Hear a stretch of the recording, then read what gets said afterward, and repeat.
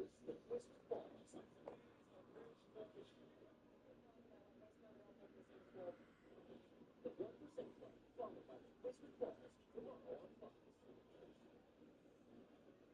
o'clock.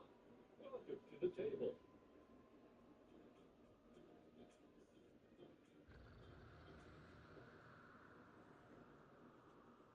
Here in America, we can have strong disagreements, but it's important for us to agree to strongly disagree without being disagreeable with each other. Tonight, as details pour in about the shooting at the White House Correspondents Association dinner, we're also learning much more about the shooter, what he shared with his family just a short time before the attack.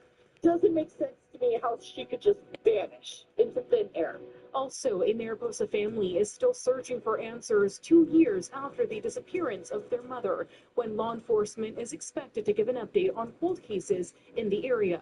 I can put this in my pocket and walk up to somebody pretty close and actually try to scan a card or a phone. Plus, a new scam targeting your tap to pay. How cyber criminals are finding ways to steal your money in seconds without you even noticing. Fox 26 News at 10 starts now. I don't really know anything about him. I know he lives there. I just know what I've read in the media coverage. I'm friends with his father, and his parents are very peaceful, very good people. But I don't know much about him. So how long has he lived here? I was given the estimate of 2 years. It could be longer. It could be 3 or 4. He's kept to himself, very quiet. As authorities search for a motive into the shooting at the White House Correspondents' Dinner in Washington, D.C. last night, we're learning more about the shooter, 31-year-old Cole Thomas Allen. Good evening, and thank you for being here for Fox 26 News at 10. I'm Vanya Romero.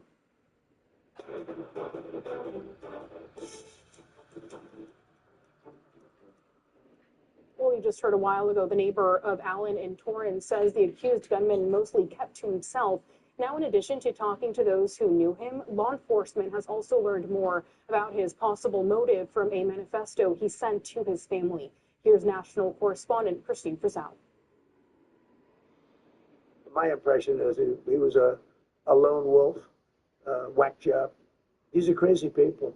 President Donald Trump seemingly unshaken following a gunman in his vicinity for the third time in less than 2 years.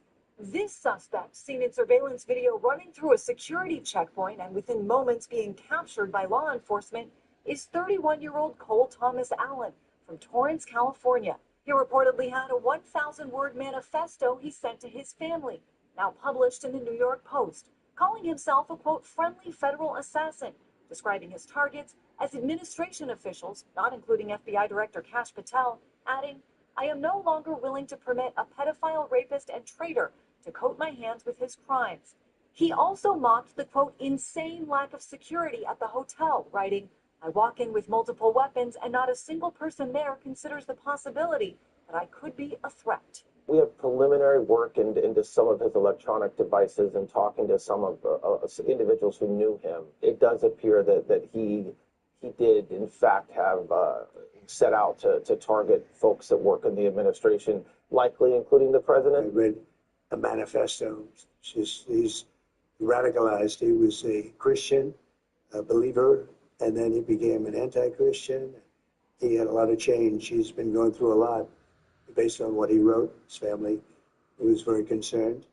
He was probably a pretty sick guy. Other revelations so far that the suspect was part of a group called the Wide Awakes and attended a No Kings protest in California, where he also was working at an educational counseling and test prep company. He wheelchair breaks. Back in 2017, a local ABC station interviewed him about an emergency wheelchair brake he invented. The suspect is likely to face multiple charges and is expected to be arraigned on Monday in federal court in Washington, D.C. I'm Christine Frizzell reporting. Now, the AP reports that Allen's brother contacted police in New London, Connecticut after receiving the writings. They also say his sister, who lives in Maryland, told investigators her brother had legally purchased several weapons from a California gun store. He kept them at their parents' home in Torrance without their knowledge. He believes to have traveled by train from California to Chicago and then to Washington, where he checked himself in as a guest at the Washington Hilton Hotel. And last night, we showed you video from Sinclair's national correspondents Kayla Gaskins and Audra Elnashar moments after the shooting. Now Kayla Gaskins gives us a closer look inside the ballroom as the panic unfolded. Many of us are still processing Saturday evening. As journalists, we never want to become part of the story, but what happened at this year's White House Correspondents' Dinner left us very little choice. The night began as all correspondents' dinners do: tuxedos and fancy dresses, a red carpet. This year, extra notable because President Donald Trump attended for the first time in office. Guests had barely touched the salad portion of dinner when chaos and confusion rippled through the ballroom. President Trump and other government officials whisked out of the room by Secret Service and law enforcement. I took this video of the initial moments. Everyone dropped to the floor and took cover under tables or wherever they could. There's loud booms, crashing sounds, plates, silverware, everything flying all over the place. Directly next to our table, Congressman Jamie Raskin jumped to shield Kerry Kennedy, RFK Jr.'s sister. You know, I thought immediately about Kerry's situation, having lost her father in gun violence assassination, and her uncle. After several minutes that felt like hours, the crowd learned the gunman had been apprehended and the coast was clear. It turned into a night that neither of us thought was going to happen. We do a quick scene setter the first. Washington behind us, you can see the guests from the White House Correspondents' Dinner all leaving. There's the first responders. There's the security line. About 2 hours later, the president gave a late-night press conference. Everyone in the briefing room, still in tuxedos and ball gowns, having gone straight from the dinner. This was an event dedicated to freedom of speech. It was supposed to bring together members of both parties with members of the press. And in a certain way it did. Because the fact that they just unified, I saw a room that was just totally unified. It was in one way, very beautiful. President Trump has called for the dinner to be rescheduled within the next month. On Sunday afternoon, the president of the White House Correspondents Association, Li Zhang, said the board will need to determine how to proceed, and they'll give updates as soon as any are available. In Washington, I'm Kayla Gaskins. And new video from CNN shows the moments gunshots ring out at the Washington Hilton Hotel. Take a look.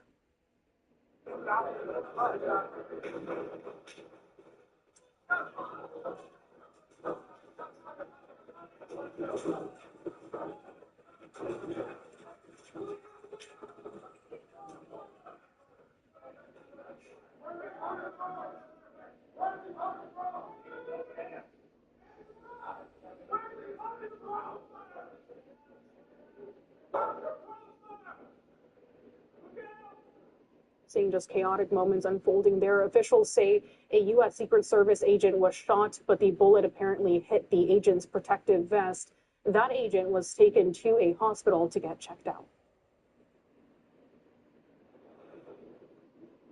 Now time for a quick look at your weather forecast. It looks like it was a pretty cool and gloomy day across the valley today. Looking at today's highs, starting off in Fresno, 64 degrees, Madera also 64, Merced 63, Lemoore 65, Hanford 67, Visalia 66, Porterville 65, down in Bakersfield 66 degrees, San Luis Obispo 62, Ridgecrest 70 degrees, and up in Mammoth Lakes it was 50 degrees up there. Taking a closer look here in Fresno, as we just saw, today's high 64 with a low of 52.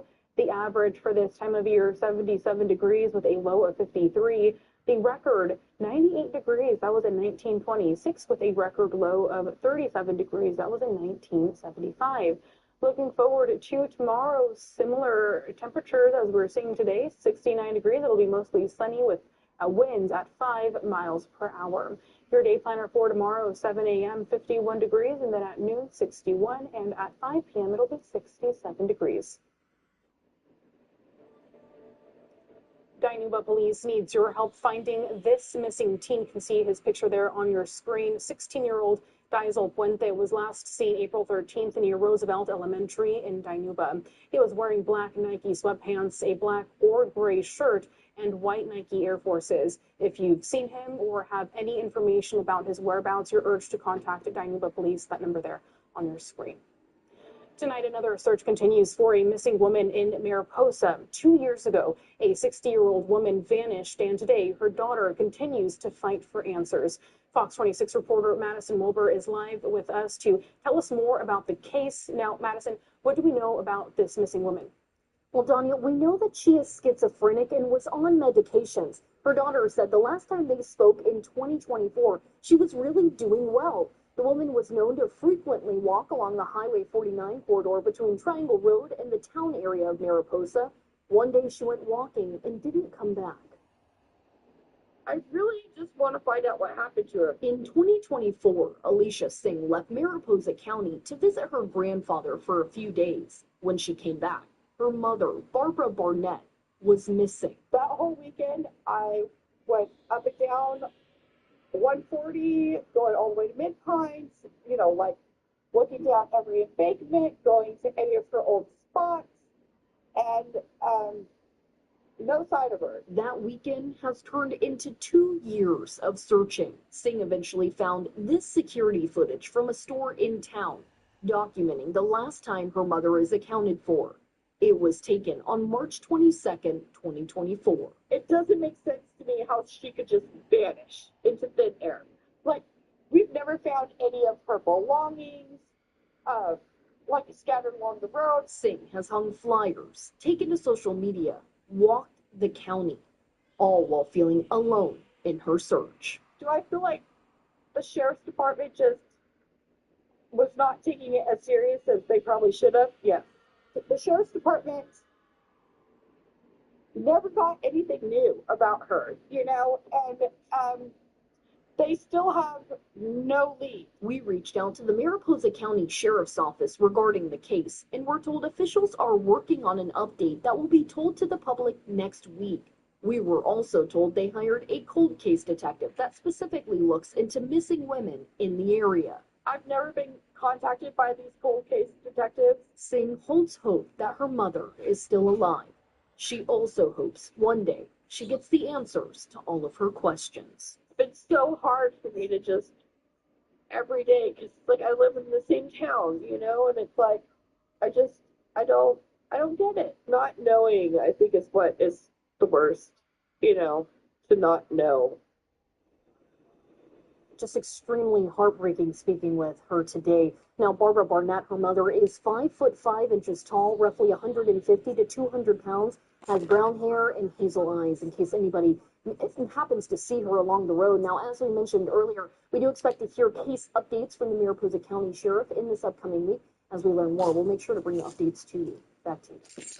Thank you, Madison. And if you have seen her or have any information, please call the Mariposa County Sheriff's Office. That number I will have over on our website. And President Trump finds himself stumped with